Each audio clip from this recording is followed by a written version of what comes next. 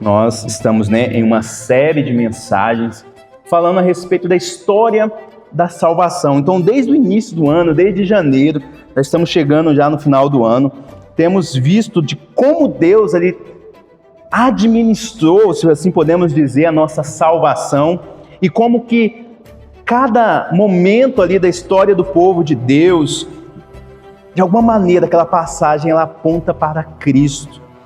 Nós estamos também, poderíamos dizer, numa 7ª temporada, onde agora o povo de Deus está no exílio. É isso que nós vamos ver, mas mesmo no exílio ainda há esperança. Então, Daniel, capítulo 3, nós vamos ler alguns versículos durante a exposição da mensagem, conforme nós fizemos na semana passada. Então, deixe a sua Bíblia aberta e eu estarei indicando algumas passagens. E eu quero começar essa mensagem fazendo você pensar de como o mundo ele atua, como o mundo não esse lugar onde nós vivemos, mas o sistema mundano, como ele nos pressiona. De alguma maneira, eles querem que a gente comprometa a nossa fé, que a gente se curve diante dos seus ídolos. Todos os dias nós somos, de alguma maneira, convidados a abrir mão dos nossos princípios da palavra de Deus, nós que somos servos do Senhor. E tudo isso para quê? Para que, de alguma maneira, ganhemos aceitação das pessoas, ganhemos também conforto e um pouco de paz. Então o mundo ele nos pressiona, ele tenta nos esmagar com a sua maneira de viver e de pensar. Nós poderíamos olhar para os jovens nos dias de hoje. Os jovens, eles são pressionados a aceitar a imoralidade como algo normal. Muitos jovens, eles ouvem o seguinte: todo mundo faz. Está todo mundo fazendo, está todo mundo seguindo. Normalmente é a trend do momento. É o momento do hype. Qual que é o problema? Qual é o problema você seguir essa tendência? Qual que é o problema de você ser alguém como nós? Não seja diferente. No ambiente de trabalho também enfrentamos desafios e somos pressionados a ceder à corrupção, ceder à mentira. Somos costumamente atraídos, e eles seguem com um argumento sutil. Eles falam: se você não fizer, outro vai fazer. Você vai perder essa oportunidade. E ele diz: não perca oportunidades. Não pense que também o mundo ele não tenta nos pressionar na nossa vida de casados. O mundo também, ele de alguma maneira, ele fala, ele grita. Mas ele não grita: ei, casados, vocês que estão cansados, vocês que estão ali pensando em desistir do seu casamento, se separe logo. Você não vê o mundo fazendo isso, mas ele faz, só de maneira sutil. O que o mundo fala? O mundo diz: abra mão, porque você tem que ser feliz. Seja feliz. Termine. Você merece alguém melhor. É isso que eles falam. Recomece com outra pessoa. Recomece em outro lugar. Você viu que não está dando certo? É isso que o mundo fala. Mas nós sabemos que a aliança no casamento é uma aliança feita diante do Senhor. É uma aliança que nós devemos levar o quê? Até que a morte os separe. Que Deus uniu, o homem não pode separar. Mas o mundo não ataca somente os casais. Ele ataca aqueles que são solteiros. Ele ataca aqueles crentes que estão, muitas das vezes, fracos, frustrados. Muitas das vezes estão cansados da igreja. Pessoas que falam: para que ir na igreja?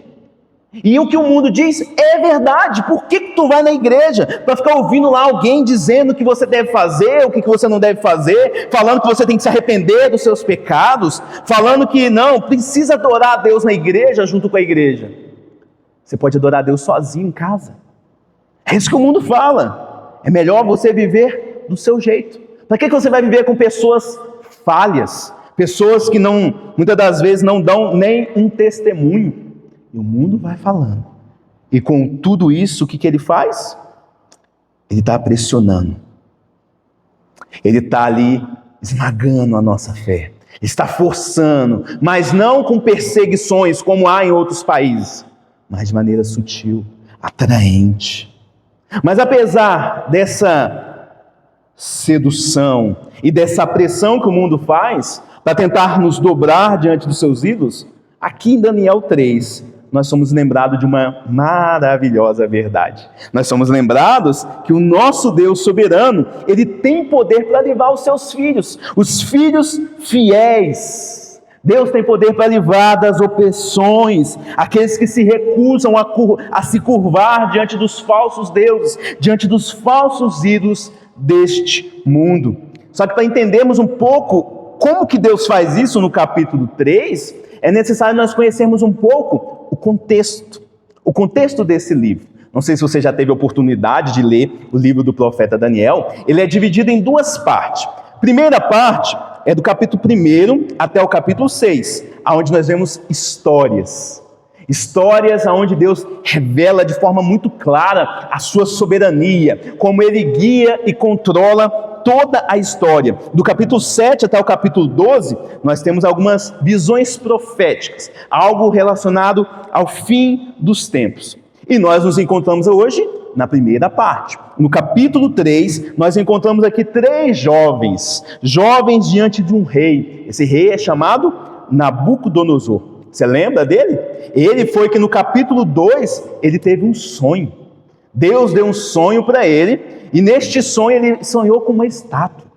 Essa estátua gigante, enorme, onde havia uma cabeça de ouro, peito e braços de prata, ventre de bronze, e aí os pés eram de ferro, misturado com barro. Então Daniel dá uma interpretação e fala: ó rei, Deus revelou. E o que Deus revelou? Que você é essa cabeça de ouro. Porém, isso significa que logo após vai vir outro reino e outro reino. Ou seja, o seu reino ainda ele não vai ser eterno. Ele vai terminar. E aí o que acontece? Nabucodonosor, ele confessa. Ele diz que Deus, olha lá no versículo 47 do capítulo 2, disse o rei a Daniel: certamente o vosso Deus é o Deus dos deuses, o Senhor dos reis e o revelador de mistérios, pois pudeste revelar este ministério. Olha só, então ele reconhece a grandeza de Deus. Mas embora ele tenha reconhecido ali a grandeza de Deus no passado, parece que ele esquece dessa confissão. Parece que ele esquece que ele confessou que Deus era o Deus dos deuses, o Senhor dos reis. E agora ele é tomado pelo orgulho, pela arrogância. E o que ele faz? Lembra que ele era a cabeça da estátua de ouro? Ele manda erguer uma estátua de ouro, uma estátua coberta de ouro. E isso tudo para quê? Para poder confrontar, para poder afrontar o Deus dos céus. Ele queria confrontar. E aí no capítulo 1, no capítulo 3, versículo 1, nós vemos então a primeira cena dessa história.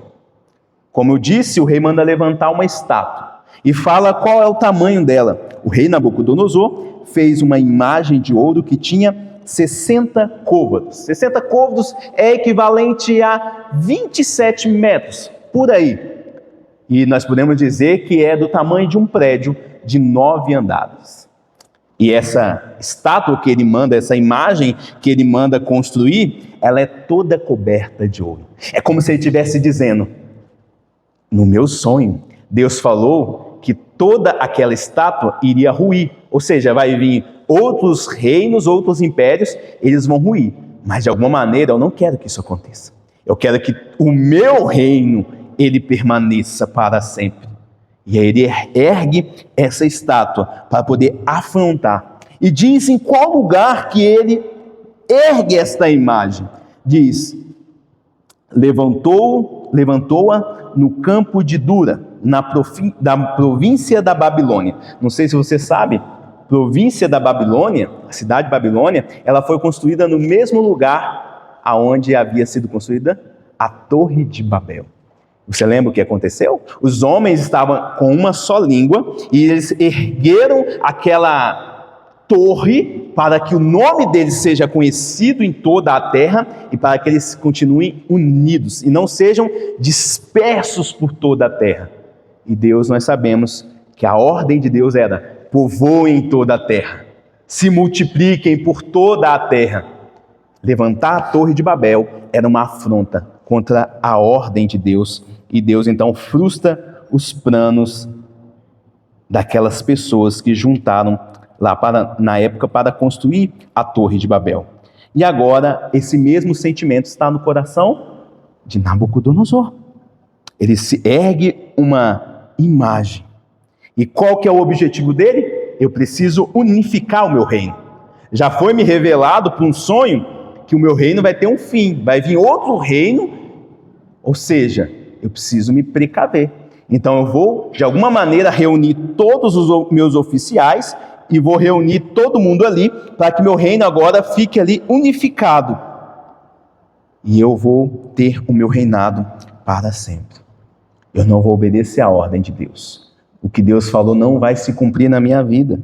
Isso se chama orgulho. Eu não preciso de Deus. Eu não quero Deus.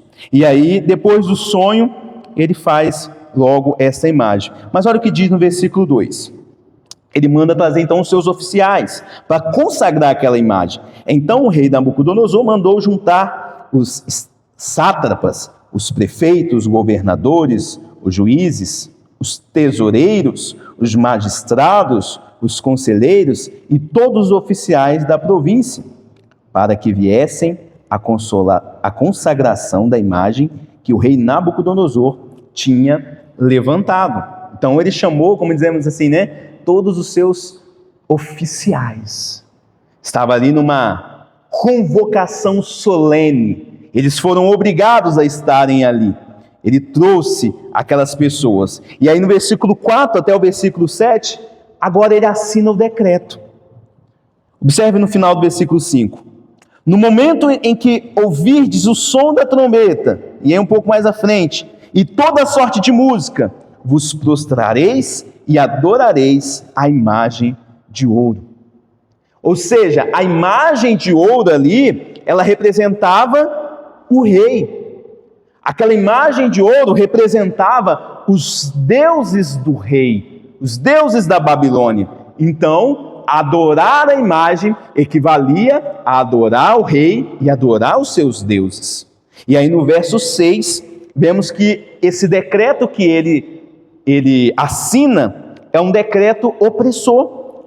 Qualquer que se não prostrar e não adorar, será no mesmo instante lançado na fornalha de fogo ardente.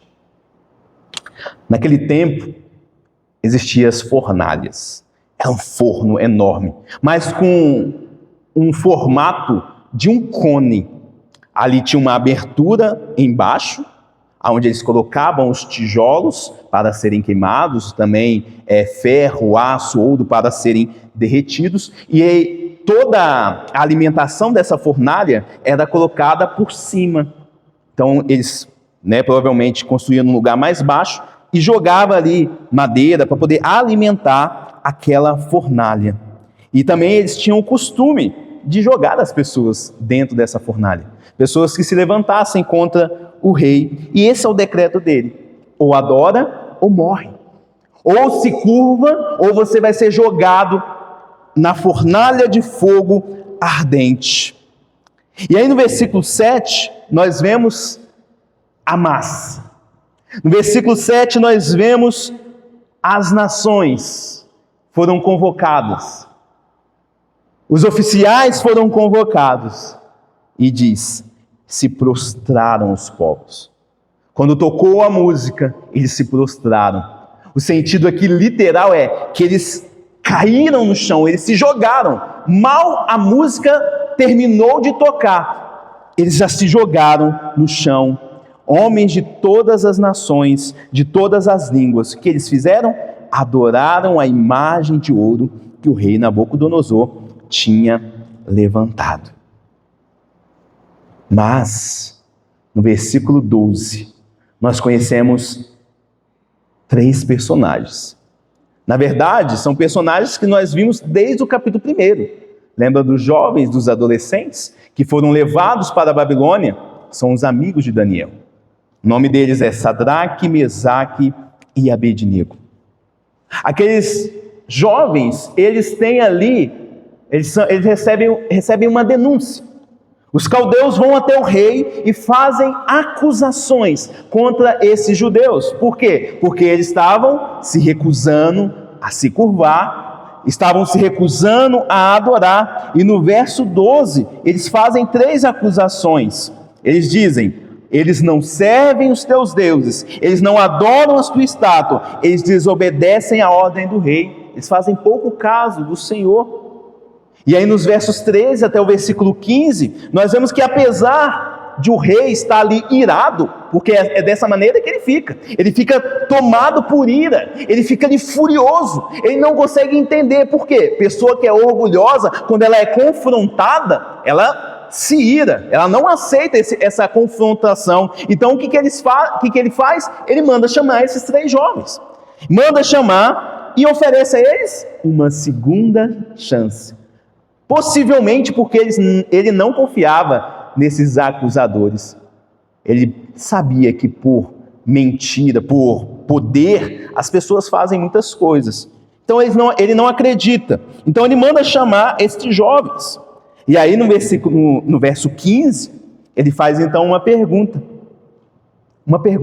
retórica, ou seja, ele já sabe a resposta. Ele já tem na pergunta sim. Ele diz o seguinte: quem é o Deus que vos poderá livrar das minhas mãos? Eu vou dar uma segunda chance para vocês, mas quero ver se o Deus que vocês estão servindo poderá livrar das minhas mãos. E a resposta esperada é: não existe esse Deus.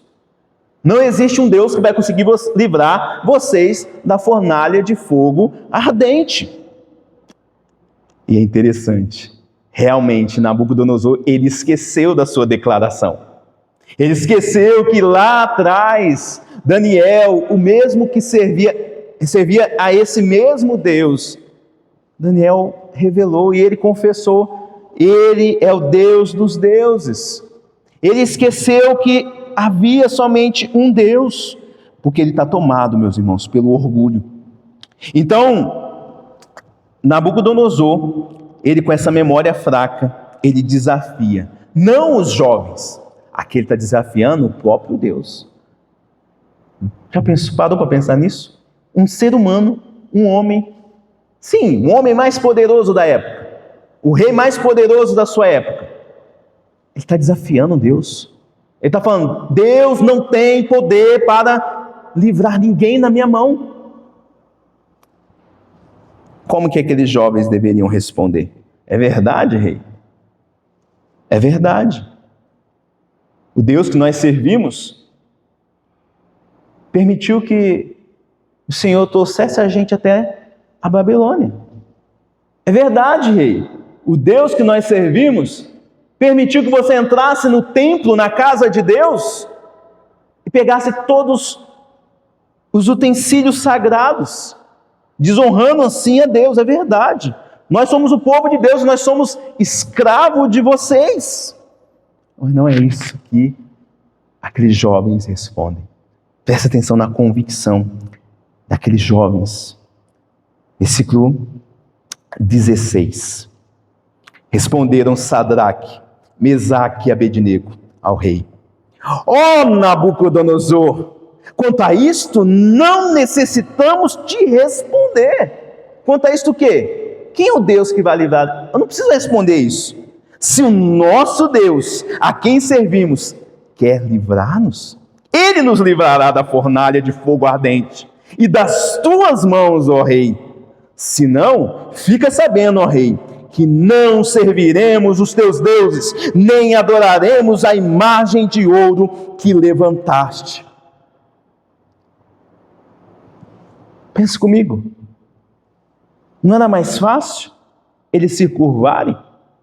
A vida deles está em risco. O que eles poderiam fazer? Eles sabem que não existe outro Deus. Eles sabem que aquela imagem não vale nada diante do Deus soberano. Eles poderiam se curvar e falar assim: não, vamos nos curvar aqui, mas a gente não vai adorar aquela imagem. Vamos orar. Vamos fazer uma oração ao nosso Deus. E aí todo mundo fica feliz. O rei fica feliz, a gente fica feliz, não arrumamos problema com ninguém, né? Ninguém vai morrer queimado e vai resolver tudo e ponto final. Mas, ironia das ironias, meus irmãos, Israel estava no exílio justamente por ter feito isso antes. O povo de Israel servia aos ídolos, os falsos deuses, de forma voluntária. Ele não era forçado. Aqui há uma pressão do rei, a ponto, se não fizer, seria morto. Mas Israel fazia o quê? Se curvava diante dos deuses, diante dos ídolos. Consequência? Agora eles estavam sofrendo as consequências dessa adoração, de abandonar o Deus verdadeiro. Eles se curvaram. E, meus irmãos, aqueles jovens falaram: não. Pode ter música boa, mas nós não vamos nos curvar. Pode ter um espetáculo, pode ter pressão para tirar a nossa própria vida, mas nós não vamos nos curvar. Nós não vamos adorar a esta imagem. E por que eles estão fazendo isso? Porque eles amam a Deus. Eles amam, eles não amam um pouquinho. Eles amam a Deus a ponto de entregar a sua própria vida. E o que eles estão fazendo aqui? Eles estão seguindo o segundo mandamento. Lá em Êxodo, capítulo 20, fala dos 10 mandamentos. E um dos 10 mandamentos diz: não as adorarás, nem lhes dará culto. Eles pegam esse mandamento, eles seguram com tanta força. Eles não tiveram uma revelação. Eles não tiveram ali um encontro com Deus, uma experiência sobrenatural com Deus, não. O que eles tinham? Apenas a palavra, só tinha a lei naquele momento. Mas eles entendiam que a lei, que aquela palavra era a palavra do seu Deus. Eles entenderam que eles estavam ali por causa dos seus pais, haviam adorado e abandonado o Senhor. Então eles se apegam, eles amam a Deus e eles respondem: se o nosso Deus, se Ele quer nos livrar, e Ele pode nos livrar, mas se Ele não, mesmo que Ele não nos livre, não serviremos aos teus deuses. Sabe o que significa isso? Confiança. Claro, amor a Deus, amando a Deus de todo o coração, mesmo no contexto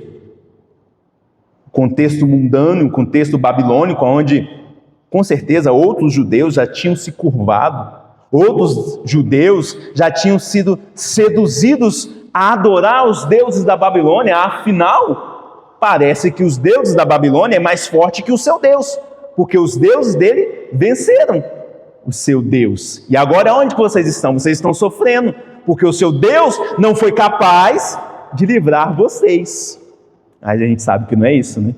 No capítulo 1 nós vemos que o próprio Deus, no capítulo 1, no versículo 2, fala assim: o Senhor lhe entregou nas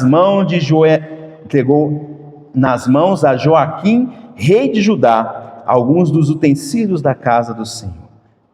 O Senhor entregou. Foi Deus, não foi os deuses da Babilônia. Não foi o exército de Nabucodonosor, que era mais poderoso que o exército de Judá. Deus entregou. Deus estava controlando a história. E aqui eles respondem exatamente isso. Eu confio no meu Deus. Eu confio no seu poder. Eu confio na sua soberania. E ele faz algo a mais. Observe que a fidelidade deles a Deus não está condicionada. Não, se Deus não nos livrar, aí... Não, eles entendem que Deus é soberano, Ele pode querer fazer, como Ele pode não querer fazer. Ele pode livrar, mas Ele pode simplesmente, por soberania, Ele fala assim, eu não vou livrar vocês, vocês vão queimar. E é o que nós vemos na história. Vários homens de Deus, principalmente no ano de 1500, foram queimados, vivos, homens, servos, fiéis ao Senhor. O Senhor não livrou. Os apóstolos foram martirizados. O apóstolo Paulo teve a cabeça cortada. Às vezes Deus não livra, e eles entendem isso. Eles entendem que é Deus que é soberano, eles são apenas servos. Mas a fidelidade a este Deus não está condicionada. Eu só vou servir se Deus for fiel. Não, é uma fidelidade incondicional. Isso é verdadeiro amor a Deus. Eu adoro a Deus, não por aquilo que Ele me dá, não por aquilo que Ele pode me oferecer. Eu adoro a Deus por aquilo que Ele é. E meus irmãos, vamos dar um tempo aqui na história e vamos olhar para o nosso contexto hoje. Quantas pessoas hoje, infelizmente, seguem a Deus só quando as coisas estão bem.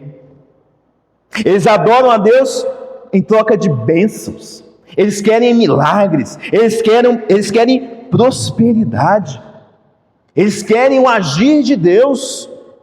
Mas o exemplo desses jovens nos mostra que a fé verdadeira, meus irmãos, não vai depender daquilo que Deus fará por nós, mas pelo que Ele é. Ele é Deus, e Ele é o único Deus.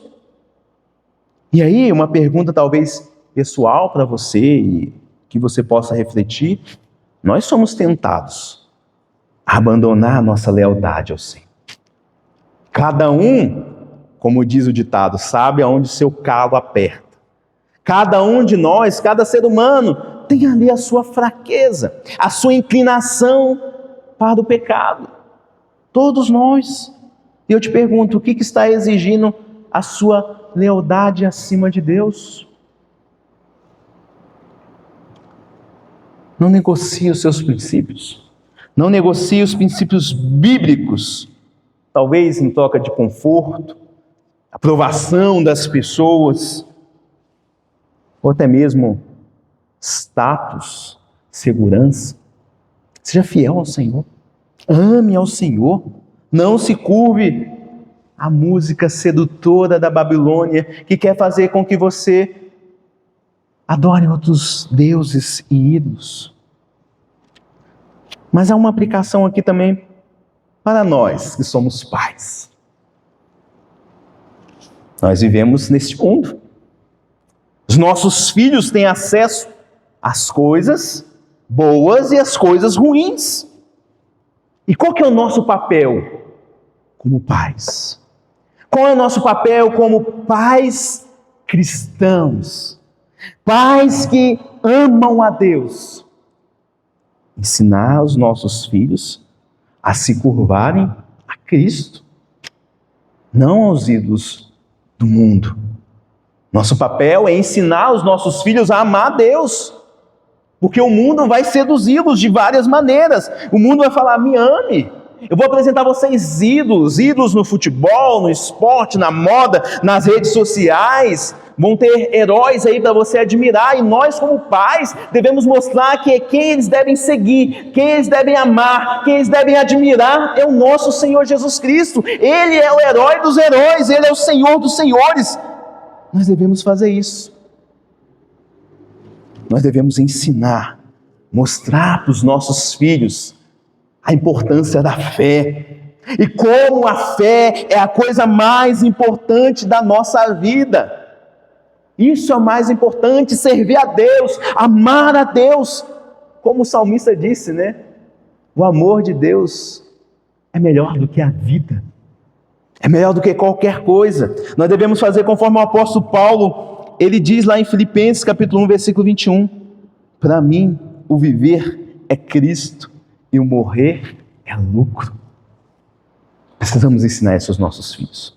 Devemos falar a eles, devemos mostrar na palavra né? Lembramos, né, quando a gente vem aqui à frente, eu passei por isso, batizar minhas filhas, e eu jurei, eu fiz um compromisso diante da igreja, diante de Deus, e que os pastores sempre falam: você promete ler a Bíblia? Você promete ler a Bíblia para o seu filho? Você promete ensiná-lo a ler, para que ele possa ler a Bíblia por si mesmo? E anos que virão, quando chegar o tempo certo da maturidade dele, para que ele venha e faça a sua declaração de fé que serve ao Senhor, eu disse: sim, eu prometo. Então essa é a minha responsabilidade, guiar os meus filhos até a Cristo. Voltando aqui agora ao texto, no verso 19 e no verso 20, depois dessa resposta, que era uma afronta à autoridade do rei, para o rei, os jovens estavam apenas afirmando sua fidelidade ao Senhor, e é uma fidelidade incondicional. Versículo 19, versículo até o 20, o rei então ele é tomado por fúria, e ele manda que os seus oficiais, manda que aquelas pessoas que estão cuidando da fornalha, aqueça a fornalha 7 vezes mais, ou seja, de modo extremo. E aí então ele olha para o seu exército e chama aqueles homens mais fortes, mais poderosos: vem aqui, amarre esses 3 jovens, amarre eles e lance-os na fornalha. Lancem esses jovens na fornalha. Os jovens são amarrados e são jogados lá dentro da fornalha. E aquela fornalha não tinha pouco fogo. Diz o texto que ela estava tão quente que aqueles homens fortes, eles, ao jogarem os 3 lá dentro, eles morrem pelo calor da labareda. Era tão quente, era tão avassalador o poder das chamas, que eles morrem. Ou seja, o perigo aqui era real. E agora então o narrador, a partir do versículo 24 ou 25, ele muda a perspectiva. Ele não está contando a partir daquilo que ele está vendo. Agora Daniel, ele começa a contar na perspectiva do rei. O rei vai entrar em cena e o rei começa a observar aquilo que era impossível de acontecer. Ele olha lá para dentro da fornalha e vê eles andando, vê eles passeando na fornalha, anda para um lado, anda para o outro. Ele começa a ver isso, ele começa a ficar o quê? Ué, o que está acontecendo? Mas o que mais espanta o rei não é o fato somente deles estarem ali andando soltos e os soldados que ele jogaram ele lá dentro havia sido mortos. Ele pergunta para os seus oficiais: não jogamos apenas 3 homens? Por que vejo 4? E o 4º homem é semelhante a um filho dos deuses. Não foram jogados 3? Por que tem 4 lá dentro? Os que jogaram morreram. Não caiu um a mais. Da onde que eles vieram? Meus irmãos, Deus estava mostrando ali para Nabucodonosor, para os oficiais, para as pessoas ali de várias nações, o seu poder. Deus estava mostrando que o quão poderoso Ele é e o quanto Ele pode sustentar e guardar aqueles que confiam no Seu nome. Deus estava mostrando para eles. E aí eu pergunto, quem que era essa 4ª pessoa? Quem que era esse homem semelhante aos filhos dos deuses? Não tem nome. Mas no versículo 28, o rei diz que Deus, Ele enviou um anjo e livrou os seus servos. Então Nabucodonosor Daniel identifica aquele 4º homem como um anjo, como um ser enviado da parte de Deus. E claro, muitas interpretações, principalmente de tradições mais reformadas, entende que este 4º homem é uma aparição de Cristo, porém pré-encarnado. Porque várias vezes Cristo ele se manifestou como um anjo, como um ser que aparece ali. Então muitos entendem dessa maneira, que é Cristo pré-encarnado. Outros entendem que é apenas um anjo, conforme mesmo Nabucodonosor ele diz. Mas o ponto principal aqui, meus irmãos, não é se é o anjo, se é o Cristo pré-encarnado. Mas o fato aqui é, meus irmãos, que Deus, Ele não livra aqueles 3 jovens do fogo. Ó, vocês não vão passar pelo fogo, eu vou jogar uma água aqui e aquele fogo vai se extinguir. Não, Deus livra no fogo.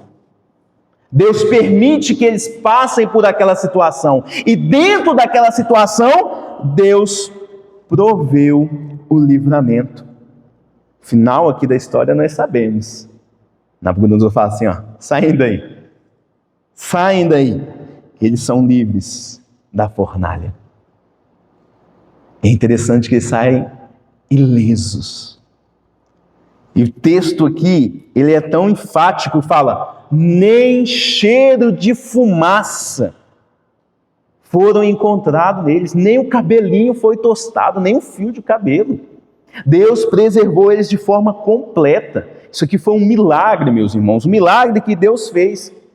E é interessante isso, né? Porque nós já passamos, né? Acendemos fogueira, e o pouco tempo que a gente fica assim, ao lado da fogueira, nos esquentando, a nossa roupa fica com cheiro de fumaça. Mas eles são lançados dentro da fornalha. A fornalha tinha fogo, tinha fumaça, e nem o cheiro estava neles. Eles saem, meus irmãos. As únicas coisas que queimaram foram as cordas que eles foram amarrados. É a única coisa que queimou, aquilo que os prendia. E aí no final, versículo 28 e versículo 29, nós vemos que o rei, aquele homem mais poderoso, ele então reconhece novamente a grandeza de Deus. Ele diz, bendito seja o Deus de Sadraque, Mesaque e Abednego. E no final do versículo 29, não há outro Deus que possa livrar como eles. Nabucodonosor, ele reconhece. Aqui não é uma conversão, aqui é um reconhecimento. Porque você vai ver no capítulo 4, ele vai entrar em loucura. Ele vai ter um sonho de uma árvore e essa árvore cai. E aí Daniel vai interpretar o sonho e falar, você é essa árvore. E se você não se humilhar diante de Deus, você vai virar um animal. Ou seja, ele não se converte. Aqui ele está reconhecendo, mas ainda não se convertendo. E meus irmãos, toda essa história aqui nos mostra a verdade que eu disse no início.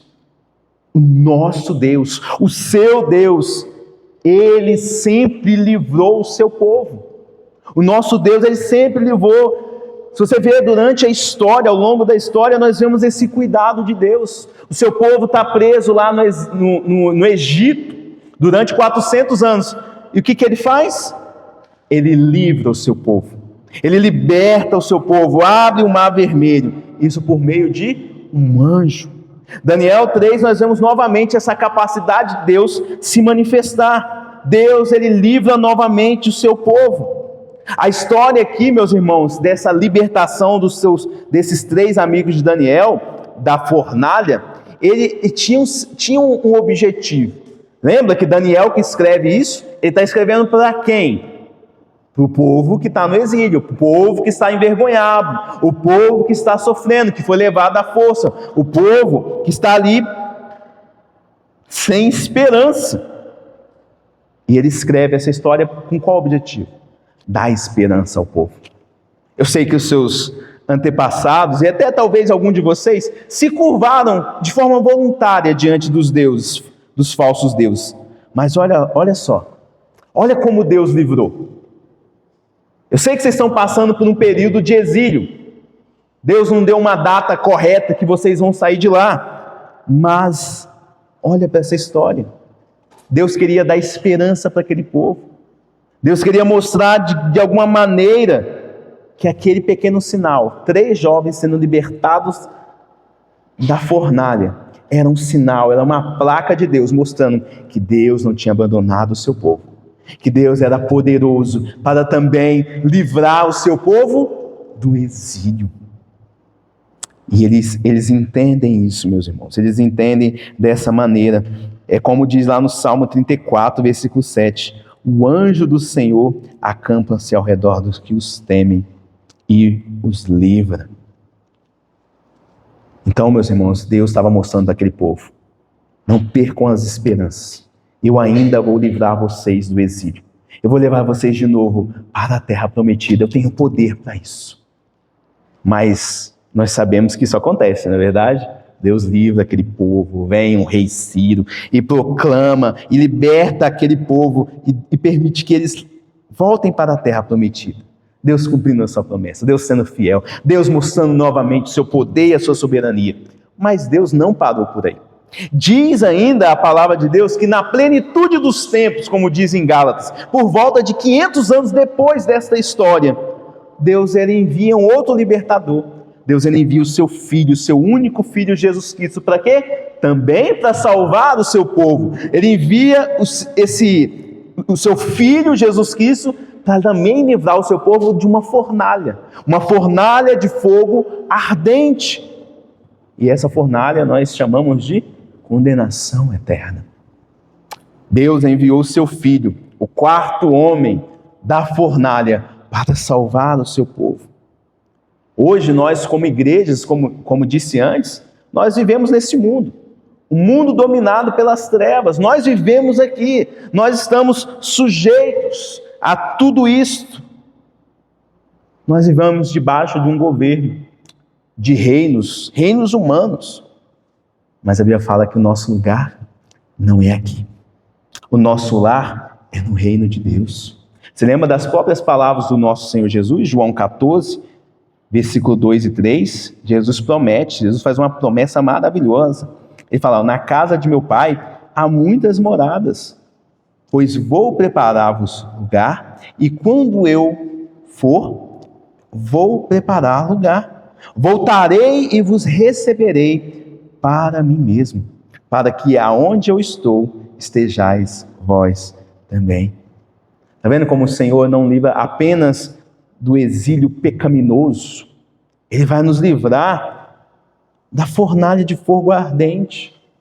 E no sentido também literal. Porque lá em Mateus capítulo 13, versículo 41, o próprio Senhor Jesus diz, mandará o Filho do Homem na sua segunda vinda, os seus anjos, que ajuntarão do seu reino todos os escândalos e os que praticam iniquidade, e os lançarão na fornalha acesa. Então os justos serão libertos dessa fornalha e resplandecerão como o sol no reino de seu Pai. É para isso que Jesus Cristo veio, para nos livrar dessa condenação e levar a gente para o seu reino eterno, para a casa do nosso Pai. E por fim, aqui no capítulo 1 de Apocalipse, é essa afirmação que o Jesus ressurreto, a maneira como ele está hoje, ele faz essa declaração. Ele diz: estive morto, mas eis que estou vivo pelos séculos dos séculos, e tenho as chaves da morte e do inferno nas minhas mãos. Meus irmãos, o Deus que entrou lá na fornalha, junto com estes jovens, Deus que salvou eles, é o mesmo Deus que enviou Jesus Cristo para nos salvar. É o mesmo Deus que está conosco hoje, nas nossas aflições, nas nossas lutas. O Evangelho não é, agora eu vou servir a Deus e eu não vou ter problema mais. Não é isso. Servir a Jesus não significa que nós não teremos mais tribulações. Mas a promessa do Evangelho é: eu estarei com você nas tribulações, eu estarei com você nas dificuldades, eu estarei com você na hora que você estiver no meio dessa fornalha, no meio das perseguições, eu estarei com você. O nosso Deus, meus irmãos, Ele é poderoso para nos libertar de toda e qualquer fornalha. Eu quero que você saia daqui nessa noite com essa esperança, com isso no seu coração. O teu Deus, o Deus que você serve, Ele é poderoso para livrar. Ele é poderoso. Você precisa confiar nisso. Ele é tão poderoso que Ele é poderoso para te livrar até da fornalha de fogo ardente do inferno. Essa que todos já estão condenados. Ele é poderoso. Por quê? Porque aquilo que é impossível aos homens. É possível a Deus. O nosso Deus, Ele nos salva do inferno, meus irmãos. Isso deve ser motivo de alegria para nós. Isso deve ser motivo para nós sempre cantarmos ao Senhor, servirmos ao Senhor com alegria, confiando nele todos os tempos. Então, meus irmãos, confie no seu Deus.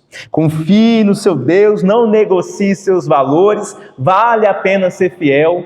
Mesmo que Deus não te livre, confie e sirva o seu Deus, porque Ele é poderoso para te livrar. Mas antes de nós orarmos aqui, meus irmãos, que Deus possa nos abençoar, preciso falar com aquele que possivelmente está ainda distante de Deus. Aquele que ainda não serve esse Deus, aquele que ainda não se rende, e talvez também tenha experimentado os efeitos do pecado. Sabe? Qual que são os efeitos do pecado? Sofrimento.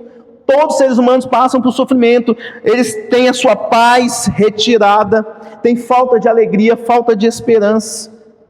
Olha só o Deus que livrou aqueles jovens, que entrou na fornalha com eles. Esse Deus enviou Jesus Cristo para te salvar da condenação eterna. Te salvar.